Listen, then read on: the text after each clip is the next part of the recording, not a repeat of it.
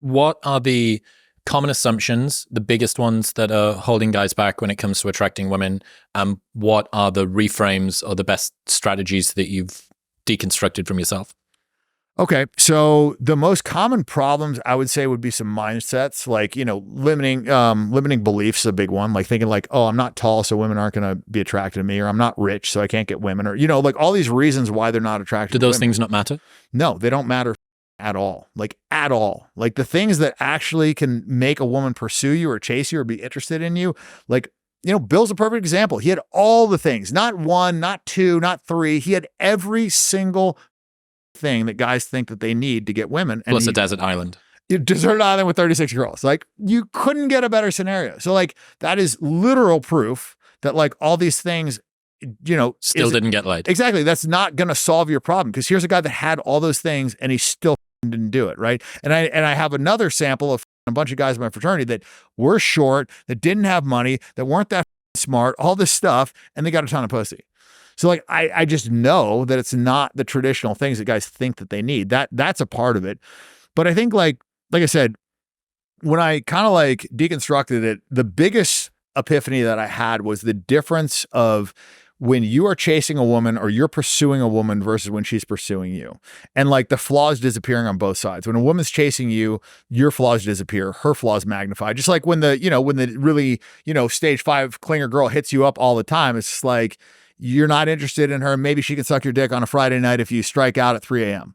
Right. But like, the same thing's true for women, is like when these guys massively over communicate interest, they know they can have them. And then it's like a conversation of, do they want them? And when you're looking at flaws, you're going to find them. Like you've got flaws. I've got flaws. Like everybody has flaws. Right. So when you're looking for flaws, they stand out. But when you're pursuing something, like think an auction, like 5 guys want something, 5 guys are bidding for something, and like you really want it. And you have this like, idea in your mind of like when you wanted something, you didn't get it, and this fear of loss. You're not thinking about what's wrong with it. You're just, how do I get it? Mm-hmm. Right. Just like, and this is probably the most common mistake guys make, is they're like, this girl's hot. How do I fuck her? That's the thought process. Like, oh my God, she's so beautiful. Like I would marry that girl. How many times have you heard a guy say like, oh my God, she's so hot, I would marry her? It's like, what if she has AIDS? What if she's a pathological liar? What if she's like 95,000 guys? What if she's just like a serial cheater? Like, what if this girl has massive problems? What if she's bipolar? What if she's got a massive alcohol problem? Whatever, right? Like dig a little bit deeper, like be discerning, like go into the interaction, like wanting to find out more about the girl, not just accepting her looks as being enough. And I think that's the biggest problem that guys make, is that they just like, the looks are enough. And then the conversation is like, how do I get her to like me? So you're already going in there with a handicap. Like when a salesman comes in, like he's already coming in from a handicap, versus like when somebody goes into the store because they need milk, they just go to the aisle, they find the milk and they buy it. Versus if you show up at the door and you try and sell them milk, then be like, oh, well, who is this guy? Is the milk old? Can I trust this? You know what I mean? Like the difference, like when you want something, it's just like, how do I get it? It's not, the same conversation. And so that would be the biggest thing. And I figured that out because I had a big sample size of girls that wanted to me that I screwed it up with, and a big sample size of girls that wanted to me that I also had sex with. And I think that's like, look, in a experiment, you have to have the control group. Right? Most guys do not have the control group. Like I literally had girls sending me butt naked photos on Instagram. I want to you. And I screwed it up with those girls. So I'm just saying, like, only in like cross comparing what worked and what didn't work with 2 sample sizes of girls that both wanted to sleep with me, could I figure it out. Given that you're the same guy to both of them. Exactly. Cause like, there's girls that just like wouldn't want to sleep with me because I'm Armenian or I have a shitty haircut or whatever, right? Like there's going to be girls that just like wouldn't fuck me, period. So because I had that sample that I knew that they wanted to sleep with me and I screwed it up, I was able to like figure out the things that I was doing wrong. And like one of the big things that I was doing wrong was like, I was over communicating interest. I would have problems with the girls that I was like, oh damn, like this girl's hot, she's different, or like, or I really like her or whatever. And my approach would change. And because my approach would change, my results would change. What about the sort of treat them mean to keep them keen / not signaling sufficient interest that that girl doesn't actually end up responding to you at all? I think, well, he's not interested, so this doesn't go anywhere. So I wouldn't say treat them mean. I would say change your default setting from nice to challenging. Because like a lot of these guys, like they aren't really nice guys. Like, oh, like, I just want to be it's like, you're not that nice to the fat chick. You're not that nice to the janitor. You're nice to this girl because you want to her, so like this whole idea of like, oh, I'm just being myself, or like, that's another one. It's like, I just want to be myself. Like, I want her to like me for me. And it's like, okay, well, there's different versions of you. There's a version of you in an Armani suit. There's a version of you dressed like shit. There's a version of you where you like take care of your diet and work out and like, work at your job. And there's a version of you that just like succumbs to every one of your impulses. Like, like I drive by McDonald's and like, I just want to eat fries, but I don't, like I want to have Snickers all day, but I don't, like you can make yourself better. And I think, a lot of guys don't do that. Like a lot of guys are just like, I want a girl to like me for me. So get tactical for a moment with regards to guy has girl that he thinks she's hot, she's interesting, I want to pursue her. What is a better tactical way of moving toward that? What should they do?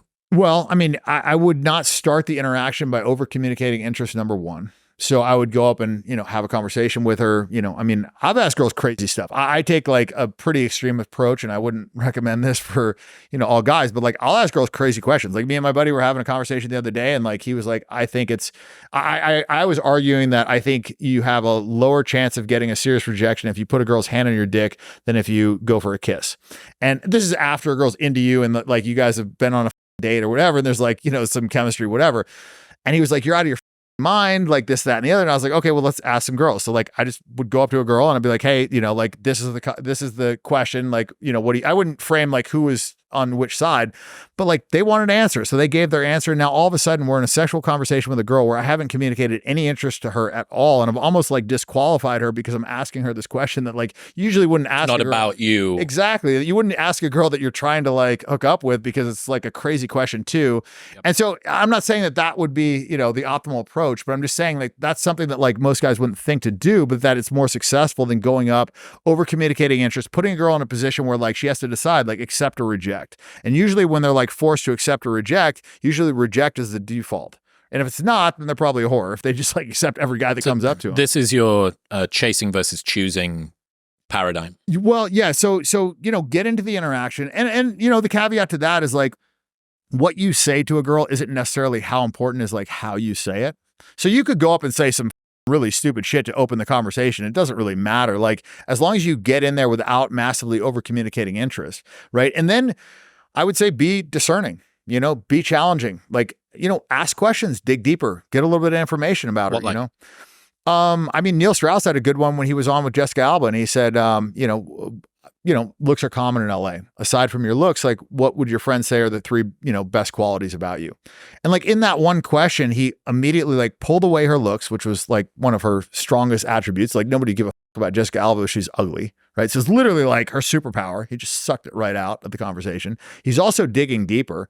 And now he's got her in a position of like qualifying herself to him and selling herself to him. She's telling him why she's good, And so that would be a much better start of an interaction than like, I think you're so beautiful. Like I just had to come over here and, by the way, I'm a doctor, and I drive a Lamborghini and like all this bullshit. The guys like, they try and brag about themselves. They're doing all these things. And the girl's just like in a position of like, okay, like, do I want this? That's the conversation usually between guys and girls is like, the girl's like, okay, do I want this guy? It's like playing poker and the guys just like turn over their cards.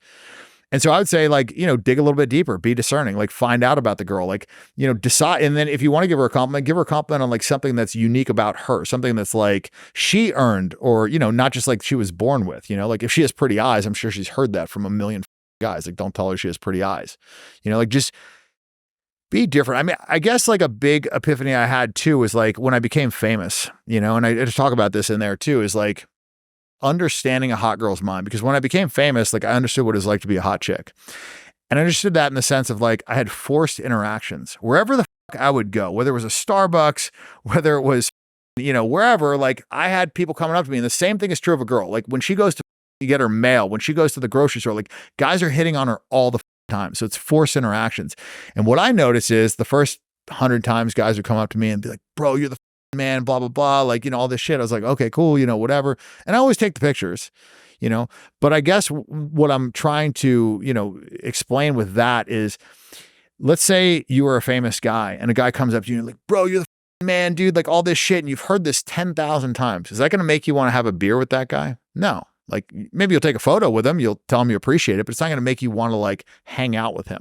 Now, if that guy comes up to you and is like, hey man, I only got a second, but I just want to tell you, like, I really like this, maybe the guy's a rock star. I really like this song that you did. And he told him a song that he did like in the garage. He's like, and I had that same guitar that you had and whatever. And then he's just like kind of excusing himself on the way out. Maybe that rock star like wants to have a conversation with him. Oh shit, that guitar, that was like one of my favorite guitars, like now you're coming at it from a different angle. And I would say the same thing is true with hot girls, is like, if you go up and say the same shit that all these other guys have said to these girls, you're going to have the same knee-jerk reaction. The walls are going to go up. She's going to remember the last 20 times she got caught in a 30-minute conversation with some idiot talking her ear off. And she knows that the guy just wants to fuck her because she's built no value, right? Like early on in the conversation, if you compliment her a bunch before she's earned it, and it's kind of like you're telling her indirectly, you're hot, above me. You're above me and your looks are good enough. I don't even care if you have flaws.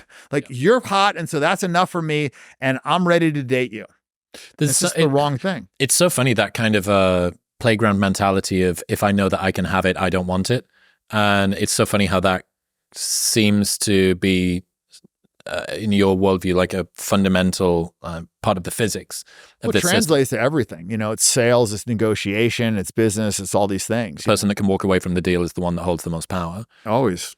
In other news, this episode is brought to you by AG1. Over the span of about a year, I tried pretty much every greens drink to find the best one. I came across AG1 and I've stuck with it for over 3 years because it is so much more than just greens. It is the most comprehensive, highly tested, and rigorously formulated supplement I've ever found, providing essential nutrients and gut health support. They all work together to fill the nutritional gaps in your diet, increase energy and focus, aids with digestion, and supports a healthy immune system without the need to take multiple products or pills. Best of all, if you are on the fence, there is a 90-day money-back guarantee, so you can buy it and try it for 89 days, and if you do not like it, they will give you your money back. Plus, they ship internationally. Right now, you can get a year's free supply of vitamin D3 and K2, plus 5 free AG1 travel packs, and that 90-day money-back guarantee by going to the link in the description below or heading to drinkag1.com/modernwisdom. That's drinkag1.com/modernwisdom. Thank you very much for tuning in. If you enjoyed that clip, you will love the full-length episode with Dan,